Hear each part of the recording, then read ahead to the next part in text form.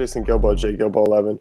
With me is Nick Tasso at the Inefficient 2, breaking down the Sunday slate today and jumping right into things. We're looking at the 107 game to kick things off. Boston Red Sox at Toronto Blue Jays. Stephen Wright, Marco Estrada. Toronto's favored, minus 131 there, but a big 9.5 over under the target. Pretty home run friendly pitchers on the hill there. I think you're going to find some shots there. I know you called a couple picks from that game in your article. Looking at David Ortiz as one. And I also like some of those bats from the right side. And who are you really eyeing in this game? It's Ortiz. Marco Estrada has a 1.31 home run per nine against lefties last year, and he's already hitting two off him in his career. And has the most home runs by opposing players in Sky Dome, Rogers Center. So I definitely think he's kind of primed to ready to go. Hit another one out today. He had the day off yesterday, so hopefully he's refreshed. I mean, he played 3 games and he needed a day off. I don't know why I need to be refreshed, but that's besides the point. And then I'm looking at Ortiz. Yeah. I think he's going to be a little bit lower owned than kind of I expect, just because first base is pretty loaded today. No, it really is. And when I first started talking to the people at DFC for doing the home run article, the first guy that I said that people should always target against is Marco Estrada. So this is definitely one of those days inside Rogers Center that you kind of want to take a few Red Sox bats. Yeah, definitely. I mean, I like them a lot, and this is a pretty big over-under. I mean, it's pretty close to Coors level, sitting at 9.5 there. I think this is a great pivot game from Coors. I mean, you can really look at the Toronto side of things. I mean, Stephen Wright, knuckleballer, but did give up his share of home runs last season. A lot of 330 WOBA to right-handed bats. So guys like Encarnacion, Bautista. I think Encarnacion on FanDuel at 4,100 is an absolute steal right now. But I think the other guys like Donaldson, you can look at Kevin Pillar, but Donaldson, Bautista, great GPP plays just because they're a little bit expensive. And I think, with the pitching on today's slate, you're likely paying up anyway, so it might be a little tougher to get those bats in. Now, do you think Bautista's ownership is going to be too high, though, since he hit the 2 home runs yesterday, I believe? People chasing? I think if you mix in the Coors slate now, it might depreciate his ownership just a little bit, because you got guys like Matt Kemp out there, Charlie Blackmon as well, Carlos Gonzalez. So it might shift it a little bit down, but I think that recency bias is there. But I mean, out of those names, I think he is going to be the lower owned guy. You know who I like? I like Brock Holt in this game. I mean, he's hit a couple home runs now, and like I stated, Estrada's pretty terrible against lefties. In his FanDuel price, he's second base eligible there. It's only 2,900, so you're getting a lot of savings if you roster him. Yeah, that's a good call. And then you could also look at even Travis Shaw if you want to be completely off the grid and be different. Another lefty there for Boston. Anyone we didn't get to there? That's kind of about it. I just want to make a note that Pedroia has actually been pretty good so far. Yeah, he has. And I mean, I really like it at top of the lineup. I mean, you can even toss in Betts as another guy. A little expensive, but I mean, picking out Marco Estrada, that's something I've been doing a lot of today. Yeah, the only thing I want to note, though, is that he actually pitched better at Rogers Center last year, which makes no sense, but it is what it is. Yeah. Moving on, 110, we're looking at Pirates at the Reds. Pittsburgh favored by minus 122, 8.5. Jeff Locke versus Melville there, making his first start. Pretty favorable on both sides. You're looking at some of those Reds righties up top. I mean, I'm really looking at Cozart and Mesoraco as kind of the top value plays of the day at pretty weaker spots. Both have hit left-handed pitching fairly well in their career. Locke, kind of your average lefty. And I know a guy you like as well is Joey Votto, who I think is a great call today. I think he's one of my favorite tournament plays, and I'm even going to be playing him in cash games as well. When I was doing my research for Votto, I just noticed that he was not a lot better, but he was pretty good against lefties. And that's just something that most people who play DFS aren't really going to pay attention to, and they're kind of just going to see the lefty-lefty matchup and kind of just avoid him.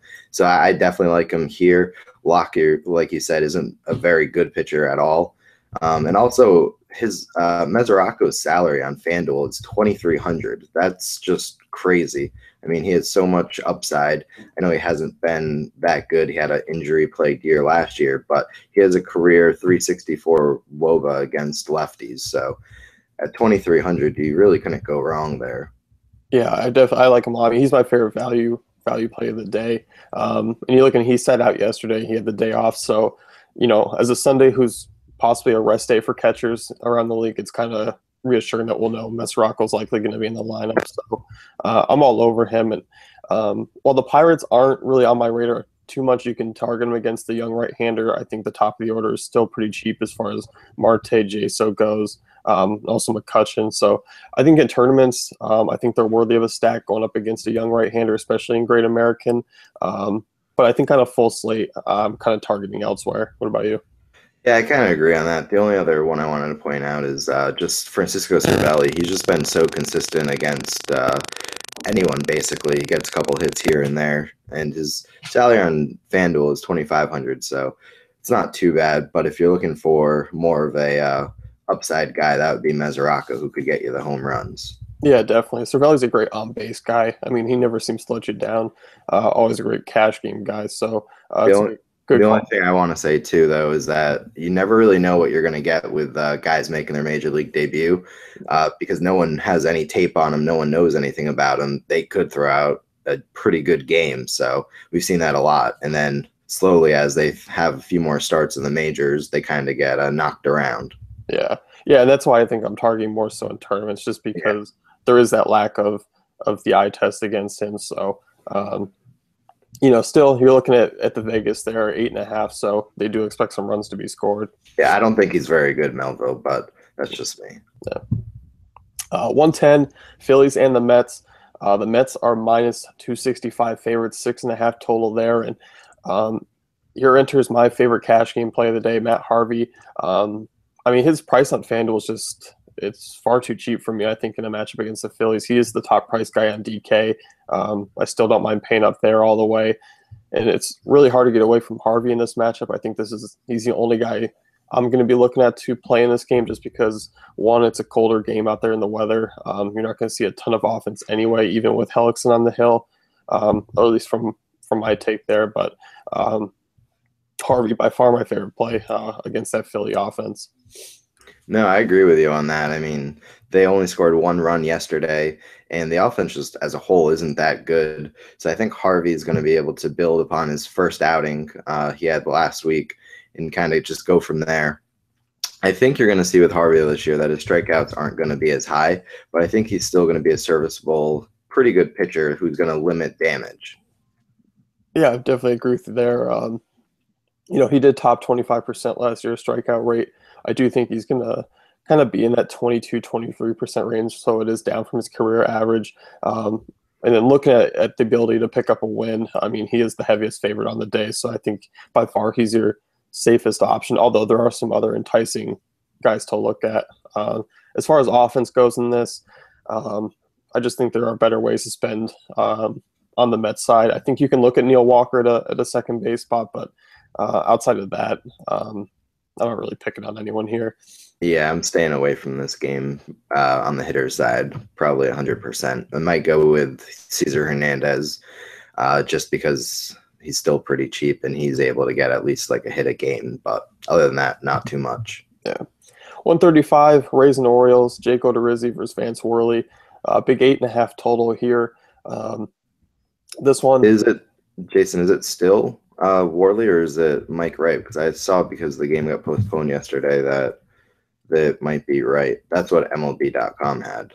Oh, maybe. But regardless, they're both not very good. That could be it. Let me just double check here. And the Rays' offense isn't very good, so I don't think it will really sway anyone's opinions. Yeah. But yeah, that's what MLB.com has. But I don't know. I mean, either way, I think I'm looking at a couple. Really, Corey Dickerson on that Rays side. No, they've updated. That must have been my fault, guys.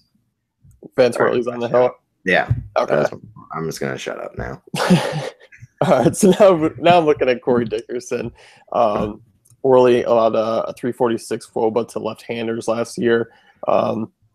Really, I mean, not a good pitcher by any means. And you're looking at one of the friendlier ballparks, in Camden Yards. And Dickerson, I mean, we're all kind of curious to see how he does outside the Coors, but I mean, you look into his batted ball stats from last year, 43% hard ball rate against right-handed pitching on the road. So, I mean, the guy still hit righties really well. And I think his price tag, I think he's just one of the top value outfielders on the slate. Well, absolutely. I couldn't agree with you more. I mean, it's a great park for him to hit in. I believe he had 2 home runs at the Rays Stadium, Tropicana, just their last homestand. So he still has the power against righties. I know it's a little depressing. He's not being able to hit in Coors every couple weeks, but it is what it is. But you look at a guy like Chris Davis, and he's able to pull that ball out of that park almost every other game. So I definitely think Corey Dickerson probably could do the same thing in this matchup, especially against Vance Worley and not Mike Wright. Yeah, definitely. As far as the Orioles side goes, you're looking at Jake Odorizzi. I mean, quite a serviceable arm, I think. He's kind of fixed his home run problem more so last season that kind of trended downward. I still think the Orioles are always intriguing play just because they have so many matchers like Manny Machado, Chris Davis. They're just not really on my radar on today's slate just because of the other options around them. But I think you can do some possible one-offs and GPPs like Chris Davis, Machado, and that's about it for me. You can look at Wieters as well. Yeah, Chris Davis would be the only one I'd really consider. I think without Adam Jones, that really weakens their offense a little bit. So I probably want to stay away from most of the players on this team. Yeah, I'm with you there. Next game here, we got Cardinals at the Braves. St. Louis 171 favorites there, 7 over under, and I expect most of those 7 to come from the Cardinals side with Williams Perez on the hill. Really struggled with lefties last season, and really, I mean, the Cardinals offense have kind of looked a little bit up and down here to start the season, but they broke out last night. I mean, really, they offer a lot of value. I mean, you're looking at Matt Carpenter up top, and one of my favorite value plays on the day is Jeremy Hasselbaker, who had a solid day, slipping up into the 2-hole yesterday, and he opens up a ton of salary if you get him in their lineup. I agree with you on that. My issue with Carpenter is I think his price is still too high relative to everyone else at the third base position. So I kind of find it a hard time to actually roster him at his salary. But yeah, I wrote up Hazelbaker for the home run piece, and it's kind of a stretch there. But at 2,500 on FanDuel, I mean, he's gonna probably get a couple hits hitting second. And Williams Perez, like you said, was pretty terrible against lefties last year. His home run per 9 was 1.37. And what really was alarming about Williams Perez was that his first half ERA was 2.88, and then in the second half it was 6.21. So he really just the wheels came off the car in that one. Yeah, and it was good point on Carpenter. I think I'm looking more so on FanDuel. He is just 3,200 there. It's not too bad. I think DK. Yeah. I definitely agree with you on DraftKings. He's a guy who's not on my radar because he is priced to a lot of different options. I mean, really, outside of those two guys, I mean, I'm not really looking at too many because you look at Matt Adams. Yes, he could be cheap and in the lineup and hitting in a good spot. But I mean, I just think I'd rather pay up at first base for all those big names that we have already mentioned earlier in the podcast. Yeah, that's the one thing that I was a little disappointed when DK said they were going to do the utility spot, is then you could be able to use 2 first basemen, and now that they don't have it, it's kind of depressing that they got our hopes up for not being able to do it. But the only other 2 people that I would look at to target against Perez would probably be Piscotty and Holiday. I know they don't have Holiday doesn't have much of an upside, but I think Piscotty does. I think he's able to get a couple hits here and there. And William Perez he wasn't that good last year at the end of the season. So whether it was righties or lefties, I think they should be able to hit him. And that's the thing. If they get their first 2 guys getting on base, that kind of just rotates everyone in and out, and they keep collecting hits. And they always say hitting is contagious. So I think Piscotty's at a good price too. Yeah, I definitely agree with you. I think those are both very good calls. Um, Kind of too that Holiday kicked off a nice game yesterday. I think he still sits at a pretty cheap price tag. Um, Looking at the next game here. I guess we should touch on Wainwright. Are you using him today? Or are you just paying up for a little bit higher? I could probably use Wainwright in GPPs. I really don't think that the Braves offense is that good. But like you said, Harvey's kind of the guy to go. Yeah. I mean, I think on FanDuel he's a little bit cheaper than some of the other names up top. So if you need that extra savings, you can get maybe another hitter in there. Wainwright, a likely for the win. Not a big strikeout guy, kind of like some of the other names, but still, I mean, he's going to put together a pretty quality outing today. And I think with Wainwright, he limits the damage a lot. So he's not really going to give up too many runs, even if he does give up a hitter or two there, here or there. Yeah. Look at the next game, Marlins and Nationals, Tom Kohler against Joe Ross. Washington, 145 favorites, over-under of 8 there. Really looking at the Washington side of things. And, I mean, outside of 2 players for the Nationals, I don't think they really have a quality offense by any means. Looking at Harper and Daniel Murphy as my 2 favorite plays on that side against Tom Kohler. And I don't mind Joe Ross as an SB2 on DK. For a little bit of value, just because he does have a pretty solid swing and strike rate, as we saw last year, going up against the Marlins offense that's, going to rank in the bottom 10 yet again. So, I mean, Joe Ross is it's odd. He's almost very similar to Tyson Ross, a high ground ball rate, uses that slider well, 12% swing strike percentage. I think the deeper I looked into him last night, the more I kind of liked him to open up some savings. No, I agree with you there. I probably played him in probably 80% of his starts on DraftKings last year. He was just pretty solid. I mean, he would have his kind of blow-ups, but he'd still kind of get the job done. And against the Marlins, I don't know what to think about them. I think they're a good offense now, but in my head, they're still just one bad offensive team with Stanton. I do think that Barry Bonds has made a little bit of a difference, but it's still early to kind of know. And then on the flip side, I think you're right. Daniel Murphy, Bryce Harper, those 2 almost locks. I don't like Harper's price, but Tom Kohler was terrible against lefties last year. He allowed 16 home runs and to lefties. He only allowed 6 to right-handers, and that was virtually the same amount of innings pitched. So I do like those 2. And then the only guy I want to mention, I'm not sure if he's going to get a start, but he did a lot last year on Sundays, would be Clint Robinson. He would probably play first base to give Zimmerman the day off, and he's a lefty too, and he has a decent amount of power. So if you're looking for a GPP play, you can kind of lock him in there. I think he's only 2,500 on FanDuel or so, so he's pretty cheap, and he has pretty good upside, especially against Kohler. Yeah, that's a good call there. I mean, Clint Robinson definitely has some pop, and at a pretty cheap price tag. And yeah, I mean, I'll be picking on Kohler with lefties throughout the year, and starting today. Murphy offers some decent upside at a second base and third base position there.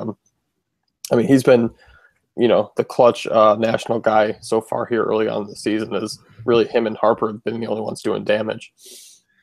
Yeah, and he's really, ever since the second half of last season and then into the postseason, he's really turned it on. He's been hitting home runs, been hitting a little bit better average as well. Definitely. Moving on to 10, Indians and White Sox. This one does have weather concerns. And this one I'm just kind of eliminating from my slate here. I'm not going to be taking any chances. But you got Josh Tomlin there, Jose Quintana. Over under of 8. White Sox are favored. I mean, you can look at some of the guys there, I guess, if you want to be really different GPPs.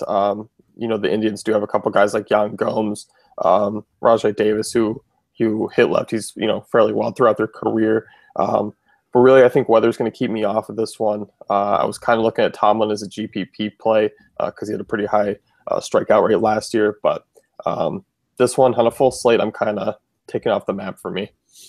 Yeah, I mean, if you don't mind losing money, I would kind of stack this game in FanDuel, hoping that they play. Because you looked at yesterday, I saw Kershaw was only, I think, 3% owned because they had a potential uh, postponement, but that never happened. So, I mean, if you feel pretty confident about any of these matchups, I think I would go kind of all in and just be willing to have them not play and be okay with that. But that would be something to really set your lineup apart. Yeah, definitely. And I think we can pretty much skip right past that. But you can look at the White Sox side of things: Abreu, Frazier, Eaton up top, and then you can look at those Indians as far as those right-handed bats. Marlon Byrd, he's another one who hits righties pretty well. But yeah, I mean, I think it's one I'm just skipping over today when Yeah, don't. I don't like to burn money, so I'm just gonna stay away from that one. Yeah. Looking at the Astros and Brewers, Houston 167 favorites. Dallas Keuchel versus Jimmy Nelson, 7.5 over under. Relatively small for what I was expecting. I think Nelson showed pretty decent progress against left-handers in that Giants first start, but he still really struggled against lefties last year. I think I'm going to take the larger sample size. I still think Carlos Correa is one of the always going to be a top GPP shortstop. Colby Rasmus, Jason Castro, Luis Valbuena, kind of three guys who are boomer bust targets in tournaments. And then on the Astros side of things, I love Keuchel today. I think he's pretty underpriced on DK in comparison to some of the other names, and he gets a lineup that has showed some pop here early on, but I don't think they'll be able to handle him. Yeah, think they got a little overzealous in their first game against Bumgarner. Were able to hit a few home runs and score a few runs, but I don't think that's going to happen with Keuchel. Keuchel pitches in the American League most of the time, and he dominates that typically. So I think coming to a National League team with no DH, I think he's just going to be a little bit more dominant than usual. I mean, you do have to be a little weary of guys like Ryan Braun, but after that, I know Domingo Santana, but he's really not a scary threat. He does have a couple home runs. He hits lefties well. The only thing I would be concerned about, though, is a revenge game for Chris Carter against his old teammate. But other than that, I'm not too concerned. Yeah, and that's something Chris Carter, I mean, he's basically either going to strike out or hit a homer. That's what this guy Richard does. Jason. So, yeah, I really like Keuchel. I mean, I feel 10,300 on DK there is fairly cheap. A nice little discount from some of those top arms. And really, I mean, it's a pretty low, over under in comparison to the previous two games in the series. I won't be targeting a ton as far as offense goes in this game.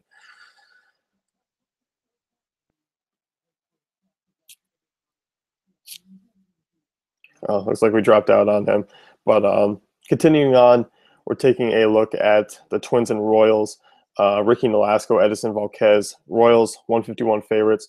Volquez, really a solid play today. You're looking at him as being one of the better options with that favorite there. Volquez showed a little bit of an increased velocity. Are you back with me? Yeah, I am. Sorry about that. No problem. Twins Royals. We are looking at Where did we leave? Wait, where did we leave off? Edison Houston? Volquez. Oh yeah, I moved on to Twins Oh, Royals. well, that was probably a smart decision. The only one I wanted to say is Altuve is probably a good GPP play. His price is still really high. He hasn't really performed well, so I think his ownership's going to be low. But continue on with Minnesota. Yeah, no, I like that call there, especially with the stolen base upside as well. Yeah, Twins Royals over under of 8 there. KCR 151 favorites. I like Volquez. I think he's the cheapest pitcher I'm willing to go with today. I think he's a pretty solid SP2. I think, as far as getting in big hitters on FanDuel, he's your kind of lone SP1 that I don't mind. And you look at this Minnesota team, and they've been horrible to start the year. I mean, already a 33% strikeout rate against right-handed pitching. Obviously a small sample size, but they struck out a ton last year as well.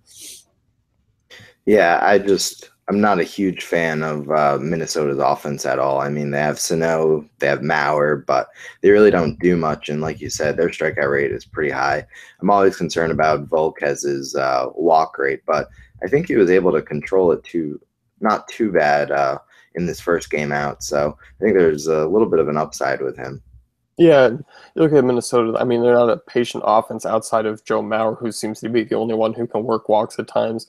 Mm. Although you did see it with Yordano Ventura, he was a little bit wild. But Volquez, I think, is a pretty safe start either way. And obviously, with Ricky Nolasco on the other side of things, the Royals should be able to put together some decent run support for him. No, absolutely. I mean, that's one thing is I always feel like the Royals, their entire offense is always underowned than what you think it should be. Collectively, they always get on base and gets hits, and it's just a fine-oiled machine. But I just feel like they're always underowned. So I think you could take a couple of shots in GPPs with them.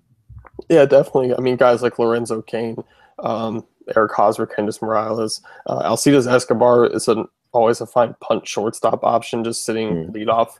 I mean, he doesn't have to do much to really hit his value. So, yeah, I mean, I definitely agree with you. I think the Royals always kind of go on their own, and they did last night. I'm a big fan of those names there.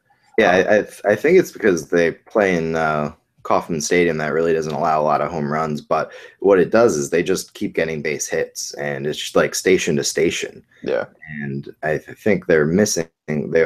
I bet they wish they still had Zobrist, but I think they're still doing pretty well so far. Yeah, definitely. 335, we got Rangers and Angels, Martin Perez and Jared Weaver, over under of 8.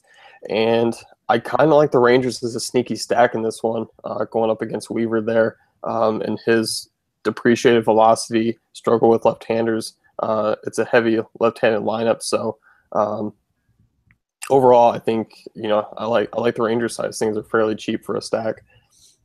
Yeah, absolutely. I mean, you still have Prince Fielder. You have Adrian Beltre. I know Shin-Soo Choo missed yesterday's game, and I'm not sure if he's going to play today, but they're still a pretty good offense. I mean, they're not the best, but I think they're able to knock a few runs here and there. And like you said, Weaver really hasn't been that good the last year or so, and I think his strikeout rate has definitely dipped a lot, and that's because of his velocity, and he's just an older pitcher, and I don't think he has much left to go. Yeah, I mean, the only downside is the park factors here. Obviously, Los Angeles Stadium there's not great for homers or power, but it is a day game there, so things should open up a little bit. Weaver, I mean, a 1.32 home run per 9 to lefties last year, so I'm kind of hoping Shu can come back and sit at the top of that lineup. You also like Odor as another lefty to mention, as kind of a GPP second baseman target.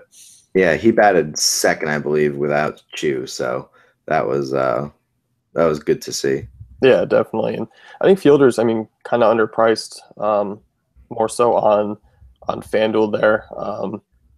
Looking at his price here, 3,500, a little bit cheaper. I know Votto's only 300 more, but he is cheaper than those top options. And I think if you're kind of going with that balanced lineup, Fielder's not a bad choice. No, absolutely. He has a couple home runs, I believe, right? I know he has one, but I think he has two. As far as the Angel side of things, that lineup is just so bad. I mean, it's to the point where you can work around Trout and Pujols and still get through them pretty easily. It's terrible. It's really, really bad. I mean, I don't even have any words to say. I don't even know if Daniel Nava is still hitting for them or Gentry, but the only thing I can say is that they're kind of pesky where they can absolutely have 0 hits in a game, but then they can all basically have 1 or 2, and it's frustrating to attack them with a pitcher because you're not sure what kind of Angels offense you're going to get. I really want to be using Martin Perez anyways, so I'm not too concerned in this matchup. The only one thing I want to say is I think Pujols gets his first home run today.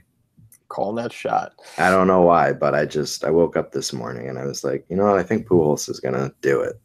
Yeah, I mean, he's fairly cheap too. Oh, absolutely. I mean, I think on FanDuel he's a lot cheaper than on DraftKings, but yeah, that's a good call there. And I think until maybe the other guys in the lineup start producing, if they ever do, Trout becomes more on my radar. Yeah, I mean, it's a long stretch, but I mean, right now I think the rest of the lineup kind of hinders Trout's productivity and his price tag. It just won't. I won't be paying up for it. Because even if Trout has a good game, his upside is one home run basically with no RBI, one RBI, and no one on base or nothing. Yeah, I mean, you can get his production at a cheaper price tag right now. Absolutely.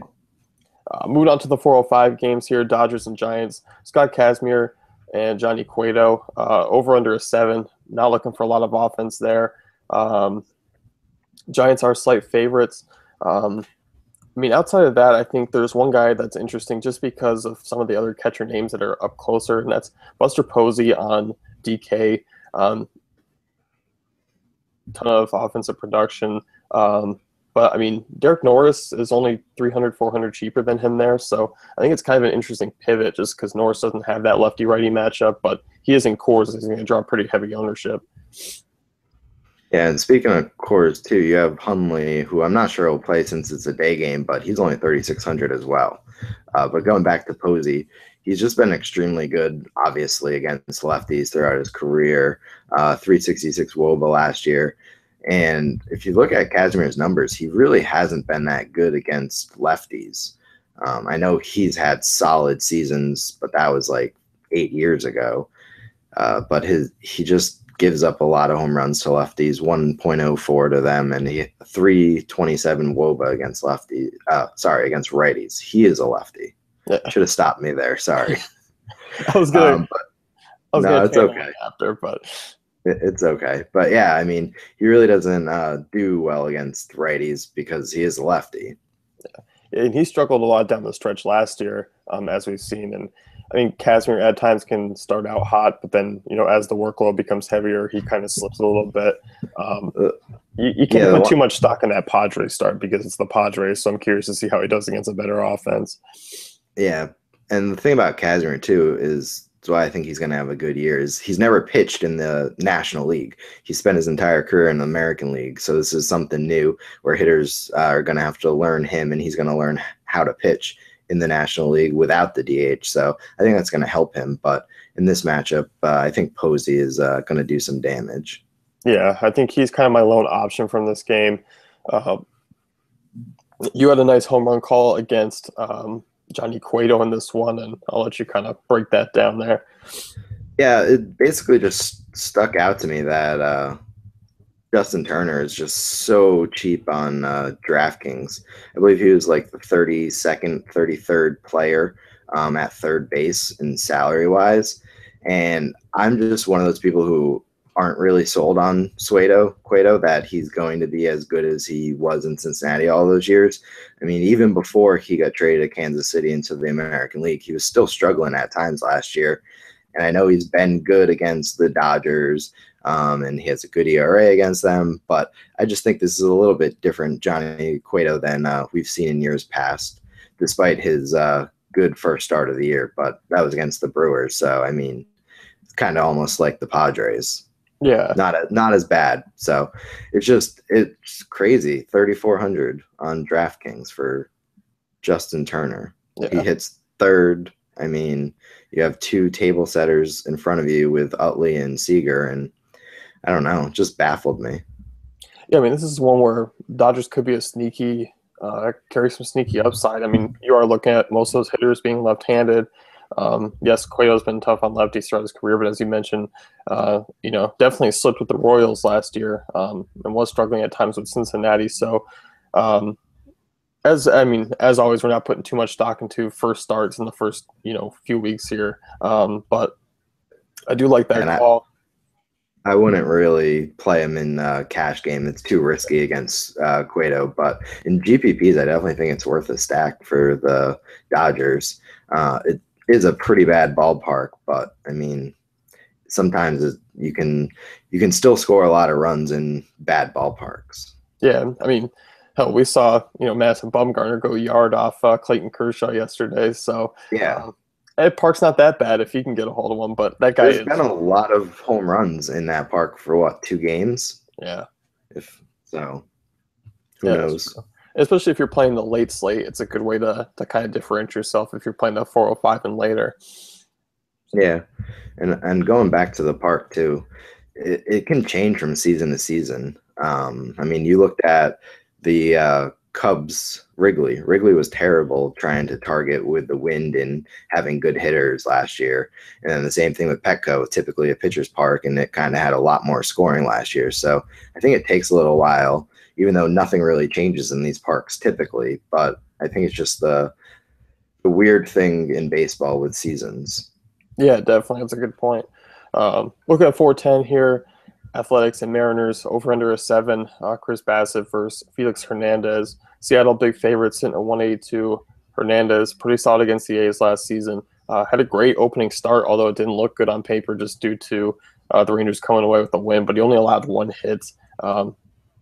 He looked completely like his old self. But I don't find him as my favorite pitcher on today's slate just because I ranked Dallas Keuchel and Matt Harvey around him a bit higher and at the same price tag. But if you're playing those later games, if you're trying to make a pivot in GPPs, I don't mind Hernandez.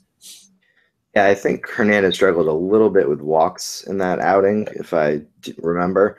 And I liked him in his first start because his salary was under 9,000. So you see the jump up here when there's not too many good starting pitchers as there was a week ago on opening day. And that kind of turns me off a little bit. I think you're right with Keuchel. He's at a really good price. So I think I'd go with him. Yeah. As far as offense goes in this game, I'm staying away. Yeah, I am too. I mean, we'll make it quick with this one. Obviously, I don't expect much from the A's side, and Seattle just hasn't been getting it done here at Safeco to start the season. Between these first 2 games, and they're not a huge threat on offense anyway. So I think we can jump to the Padres and Rockies game with the over/under of 11. James Shields and Chad Bettis. Really tons of options here, and I think you have the Padres side of things. There are some decent value plays. Corey Spangenberg. He's not priced like a Coors player on both sites, and he's quietly gotten it done both these games and has a nice matchup against Bettis. Yeah, DJ LeMahieu too. He's only, I believe, 3,700 on DraftKings.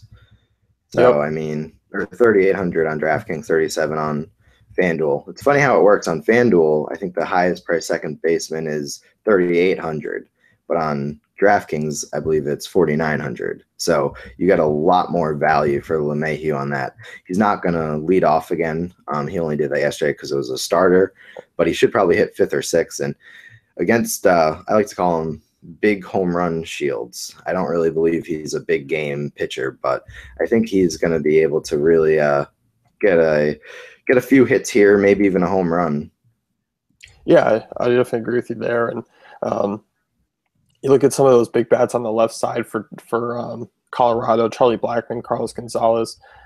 Shields was hammered by left-hand pitching last season. Allowed a 380 WOBA, 2.16 home run per 9, and that was part of the reason why Petco was, James Shields' fault. Huge in park factors for home runs. Yeah, it was Shields' fault. So now you toss them in Coors. They are pricey, but I'll definitely be looking their way. Oh, did I get lost again? I can hear you. Yeah.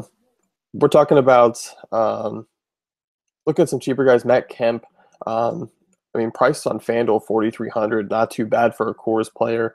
I'm really looking at him as kind of a lone play on FanDuel. As far as DK goes, he's a little too expensive for me going up against the righty, though. Obviously, coming off a 2-homer game, people are going to be chasing that.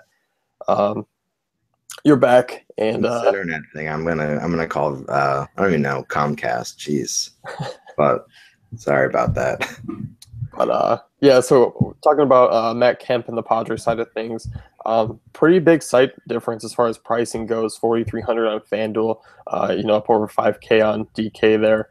I like him more so on FanDuel. I think people are going to be still chasing the 2-homer game last night, but he's got a nice matchup against Bassett, not Bassett, Bettis, who's been hammered by right-handed pitching. Yeah, I think Kemp is almost a must-play on FanDuel. His price is just too low, and he really mashes it in Coors Field. So, I wouldn't really think too much about that one. Yeah, me either. And you can look at Will Myers as well. Bettis was just crushed by right-handers, and it just kind of depends on what the Padres do with their order. As I mentioned, Spangenberg would be solid. Melvin Upton even has been producing this series. I think he's a fine play. John Jay too. Yeah, him leading off. I mean, there's a ton of options. The Padres have really enjoyed Coors here so far. So they go from not scoring 3 runs at their home park against the Dodgers, which is obvious with the pitching staff they rolled out against them, and then come to Coors and have a little fun. It's night and day, to be honest with you. Yeah. Back to the Coors side, I think. Is there anyone outside? Are you looking at Arenado or Story? I don't know. Nolan's kind of been pretty bad to start the season. I know he has 1 home run, but his price is way up there. So if I had a choice between Donaldson and him, I'd probably go Donaldson just because Donaldson's been more consistent. And I think the pitcher, Stephen Wright, is going to get rocked today. So, and Rogers Center isn't really that bad of a hitter's park. I know it's no Coors, but it's pretty close. Yeah, I mean, it definitely helped out in the home runs last season. I'm definitely in agreement. I mean, Donaldson's kind of my choice. If I'm paying up at third, I think Arenado's a pretty good fade because Shield's tough on righties. It was lefties where he struggled the most. Yeah. And talking about Story, so this is my story about him. So I kept fading him because I just don't like to chase home runs for especially guys like that. And the one day I play him, he doesn't do anything. So it's just one of those things. Yeah, I mean that's baseball, but I mean you probably the streak had to end sometime. So I mean, and the likelihood of 6 home runs in 4 games, like I don't know, it was very frustrating to not really roster him because you're like, this can't continue, and then the one day you're like, well, maybe because his price is good still, and no. Yep, I was on that same boat. I didn't play him too much here in the first few games, but yesterday I kind of upped my shares, and yeah, nothing. But I'll play him. I won't play him today, and then he'll hit a home run. So yeah. So if you heard it here. We're both fading. So looking at Cubs Diamondbacks, Jake Arrieta, Shelby Miller, Cubs big favorites there, over under of 8. I think Arrieta is a sneaky GPP play. Well, maybe he won't be sneaky just because he is Arrieta. Kind of is a fan favorite, but I think the matchup in Chase Field might scare people away. He does have strikeout upside in this matchup against Arizona, who really, I mean, outside of those first few hitters, not much going on in the second half. Yeah, I agree with you. I mean, Arrieta has been a monster lately. His entire 2015 season, he was just fantastic. And I think it's kind of like the Angels. I think if you get around Goldschmidt, you get around Peralta, I think you're going to have a pretty good day. And even those 2 batters, they're susceptible for striking out once in a while. So I think Arrieta, like you said, is another good play. I just don't know if I want to pay his price. Yeah, I think, I mean, he comes in, Arrieta's cheaper than Harvey and Hernandez on DK. So I think he's the most expensive guy in FanDuel, and that puts me off the radar there. I'm not on him on that. But I think DK, a little bit cheaper than those guys, kind of certainly puts him in play because I still expect them to be a little bit higher owned. And his ground ball rate is fine for Chase Field. And you look at that strikeout rate as well to match. It's just he's an elite arm. No, absolutely. And on the flip side, I really like Anthony Rizzo in this matchup. Shelby Miller was terrible in his first outing. He allowed 6 earned runs, 3 home runs. So, I mean, it's a good spot for Rizzo. And I think with the Schwarber injury, they're all trying to pick each other up right now and trying to just forget that they lost one of their best hitters for the entire season. So. Yeah, I mean, it's a bummer for Schwarber's spot, but I mean, they have tremendous depth. I mean, you're looking at guys like Hayward and Fowler who are going to step up. So both I like today, as you mentioned. Miller rocked in that first start. Pretty average against lefties over his career. Did allow a 315 WOBA to lefties last season. So I definitely think the Cubs left-hand bats can definitely get to Miller on today's slate, and I don't see a ton of buzz around him like I did the previous few games. I do like Zobrist too, more on FanDuel though, because his price is a lot cheaper than DraftKings. Yeah, I definitely like him as well. Looking at the late game, and this is probably the most likely to be rained out tonight, is the Yankees and Tigers Sunday night baseball game. There's just 60-70% chance of rain throughout the entire day for Detroit. So I think you're likely going to be fading that. Um, the good thing is, I mean, Tanaka, Verlander, those are both pitchers that can. I don't expect a ton of production on the opposing side. So even if they do play, I don't think you're going to be missing out on much as far as offense goes. Yeah, I think it would just be smart to just avoid this game. Typically, I like to have a guy in the Sunday game just to boost my roster a little bit and maybe make a comeback if I'm drinking and thinking that maybe 3 home runs will get me back into the game, but typically doesn't work out. So Yeah, I mean, plus you get a reason to tune into Sunday Night Baseball. Maybe you don't follow those two teams. You're like, all right, well, I got Justin Upton. I might as well watch and see what he can do. yeah, but like you said, this game is too risky to kind of just get zeros from any guys that you're going to spend a lot of money on. Yeah, definitely. We saw that yesterday. I mean, Baltimore and Tampa. I mean, I tried to get most of the guys out before just because I saw there was a chance. And Longoria, he was the only one that slipped through my quick play or replace. What kills me, though, is that they're not even calling some of these games for rain or snow. They're calling it, like in Miami, not Miami, Washington, they called it for coldness. So it's frustrating. So you never really know if it's going to be played or not. Yeah, I mean, that is something to keep an eye on. So, but we have global warming. Just remember that. That's going to wrap things up here with the slate breakdown. Check out DailyFantasyCafe.com for all our great tools and content.